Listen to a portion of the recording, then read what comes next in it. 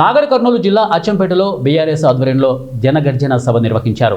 సభ working president KTR, మాజీ మంత్రులు నిరంజన్ రెడ్డి, శ్రీనివాస్ గౌడ్, లక్ష్మారెడ్డి, ఎమ్మెల్సీలు చల్లా వెంకటరామారెడ్డి, నవీన్ రెడ్డి, ఎమ్మెల్యేలు విజయుడు, ఇన్ఛార్జి మరి జనార్దన్ రెడ్డి, మాజీ ఎమ్మెల్యేలు, నాయకులు ఆర్ఎస్ ప్రవీణ్ కుమార్ పాల్గొన్నారు. ఈ సందర్భంగా వారు మాట్లాడుతూ అచ్చంపేట నుంచి జైత్రయాత్ర మొదలు పెడుతున్నాం.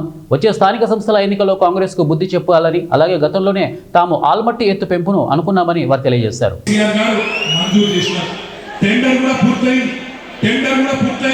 ఈ 2 నెలల్లో రేవంత్ రెడ్డి నిజంగానే నల్లమల బిడ్డ అయితే, అచ్చంపేట గడ్డ మీద పుట్టిన కొండరెడ్డి పల్లిలో పుట్టిన బిడ్డ అయితే ఈ 2 ఏళ్ళు సరిపోలేదా? పూర్తి చేసినందుకు పూర్తి చేయలేదు.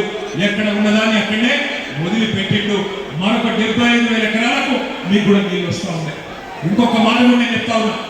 పాలమూరు రంగారెడ్డి ఎత్తిపోతల పథకం, చెత్త కాలేజ్ ఫీజు గురించి, పాలమూరు రంగారెడ్డి ఎత్తిపోతల పథకం కేసీఆర్ గారు 90% పూర్తి చేసినారు.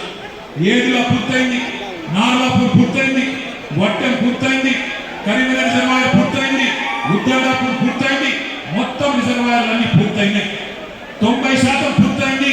నార్లాపూర్ దగ్గర ఒక పంపు కూడా చాలు చేసి నీళ్ళు ఇచ్చే అవకాశం కూడా ఉన్నది.